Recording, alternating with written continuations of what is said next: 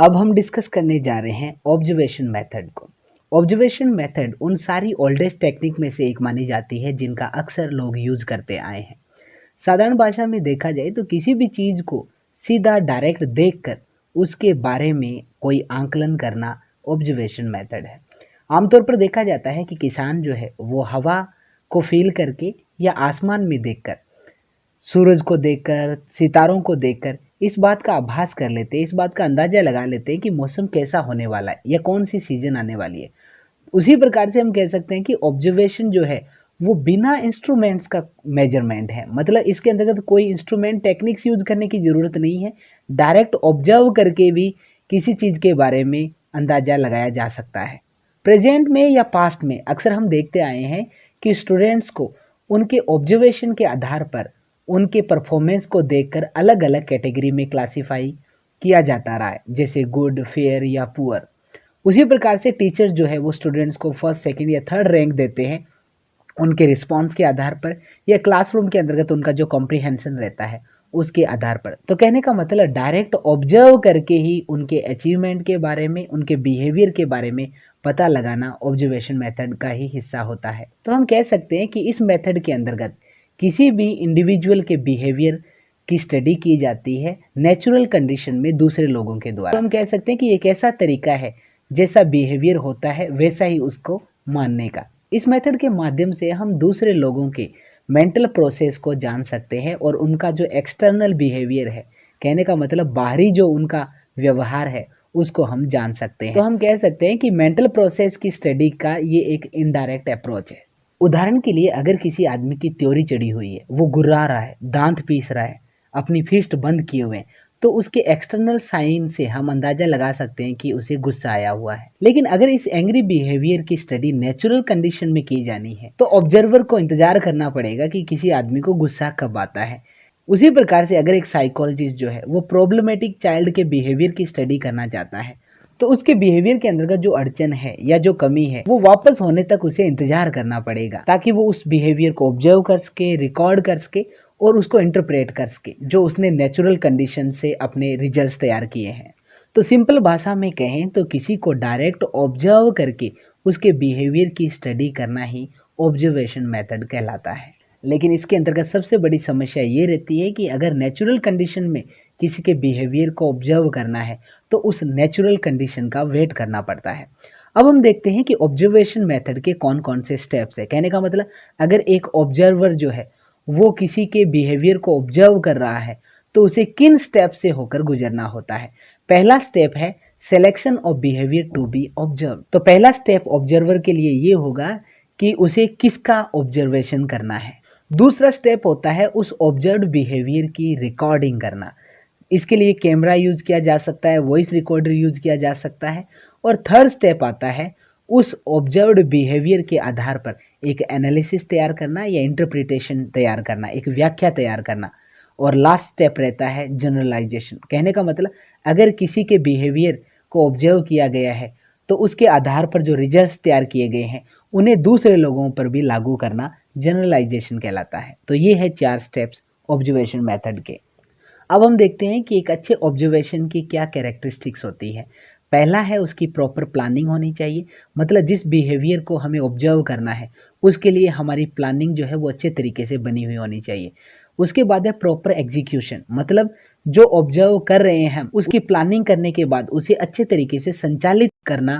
कहने का मतलब जो ऑब्जर्वेशन के लिए हमने प्लानिंग की है उनको हम किस प्रकार से परफॉर्म कर सकते हैं, वो कहलाता है एग्जीक्यूशन। और थर्ड जो बात आती है वो आती है ऑब्जर्व्ड बिहेवियर की किस प्रकार से प्रॉपर रिकॉर्डिंग की जानी है, ताकि इसके आधार पर इंटरप्रिटेशन तैयार किया जा सके। और फोर्थ जो कैरेक्टरिस्टिक्स रहती है वो रहती है रिकॉर्डेड बिहेवियर की प्रॉपर इंटरप्रिटेशन या उसका एनालिसिस। इसके बाद ऑब्जर्वेशन में कुछ डिवाइसेस यूज की जा सकती है, जैसे चेक लिस्ट है, रेटिंग स्केल है, स्कोर कार्ड्स है, या इसके अलावा ब्लैंक फॉर्म भी लिया जा सकता है ताकि फ्रीक्वेंसी को टैली किया जा सके। अब हम देखते हैं ऑब्जर्वेशन कितने प्रकार का होता है। ऑब्जर्वेशन को हम कई कैटेगरी में डिवाइड कर सकते हैं। पहला है on the basis of place.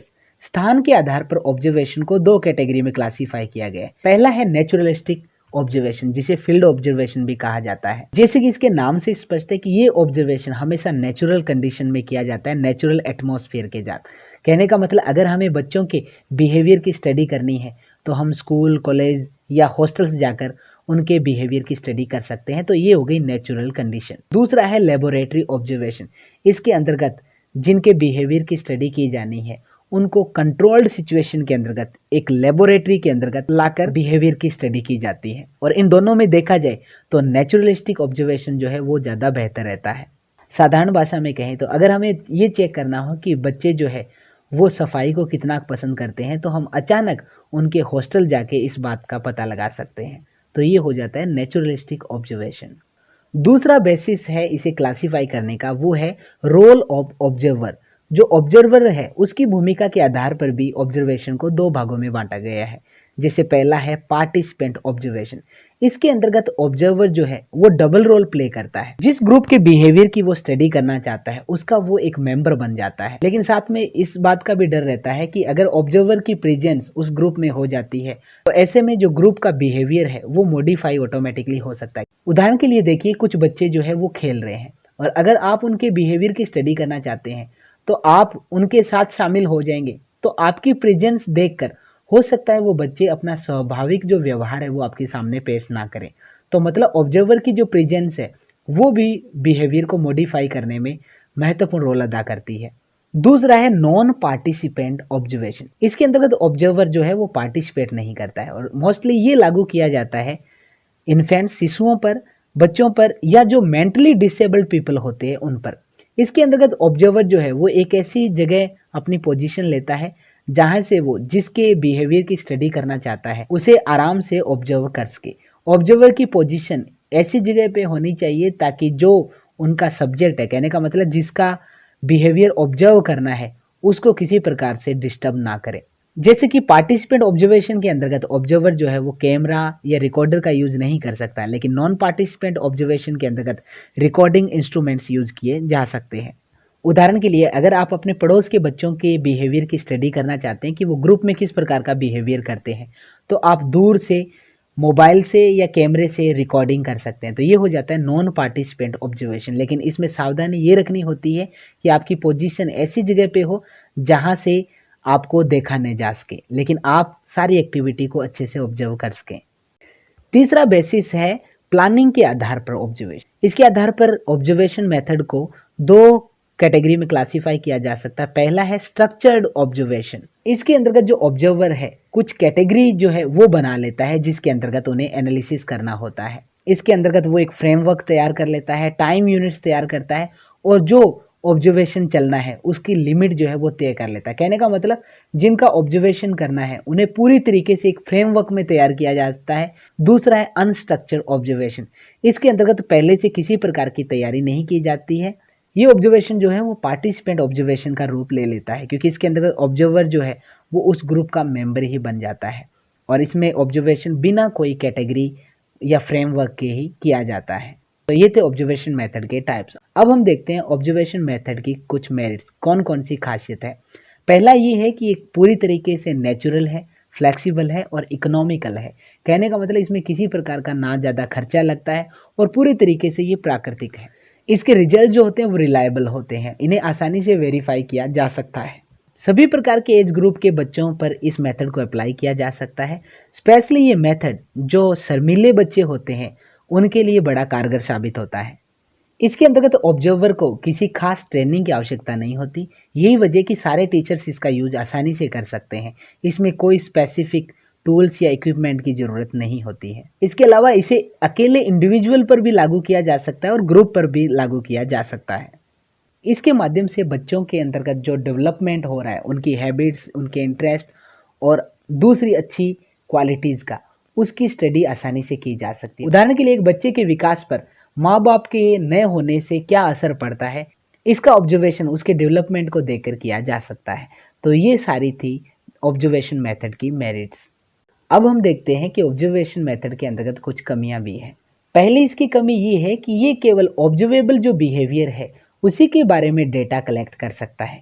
एक व्यक्ति के दिमाग के अंदर क्या चल रहा है इसका ये बिल्कुल पता नहीं लगा सकता। यही वजह है कि ज़्यादातर लोग जो है वो अपनी जो ट्रू फीलिंग्स और इमोशंस है उनको छुपा सकते हैं और अपना जो छद्म व्यवहार है वो सबके सामने पेश कर सकते हैं। तो हम कह सकते हैं कि जो इंटरनल बिहेवियर है उसका ये मेथड पता नहीं लगा सकता। दूसरी इसकी सबसे बड़ी कमी ये है कि जब भी किसी के बिहेवियर की स्टडी की जाती है तो इस पर ऑब्जर्वर के इंटरेस्ट, वैल्यूज़ या उसके प्रेजुडिस है उनका भी काफ़ी असर पड़ता है। हो सकता है ऑब्जर्वर जो है वो अपने हिसाब से कुछ स्पेसिफिक एरिया पर ज़्यादा फोकस करे और एक ऐसा रिजल्ट तैयार कर दे जो उसके बिहेवियर से पूरी तरह मैच ना खाता हो। तीसरी इसकी कमी ये है कि जिस बिहेवियर को ऑब्जर्व किया जाता है वो जो है टाइम, प्लेस या इंडिविजुअल या जो उस ग्रुप में पीपल जो इन्वॉल्व है उन पर निर्भर करता है। इसीलिए इस मेथड को रेप्लिकेबल नहीं किया जा सकता क्योंकि कोई भी नेचुरल सिचुएशन जो होती है वो एक ही बार होती है। इस मेथड के माध्यम से कॉज और इफेक्ट रिलेशनशिप है उसको एस्टेब्लिश नहीं किया जा सकता। जैसे हम दो वेरिएबल लेते हैं, गरीबी और असामान्य व्यवहार, तो इस मेथड के माध्यम से ये तय नहीं किया जा सकता कि गरीबी की वजह से असामान्य व्यवहार है या असामान्य व्यवहार की वजह से गरीबी है। तो इस प्रकार से ये कॉज और इफेक्ट रिलेशनशिप को डेवलप कर पाने में असमर्थ रहता है। तो ये थी इसकी कमियां। तो इस प्रकार से ये था ऑब्जर्वेशन मेथड। मिलते हैं कल नेक्स्ट मेथड के साथ, तब तक के लिए दीजिए इजाज़त। शब्बा खैर।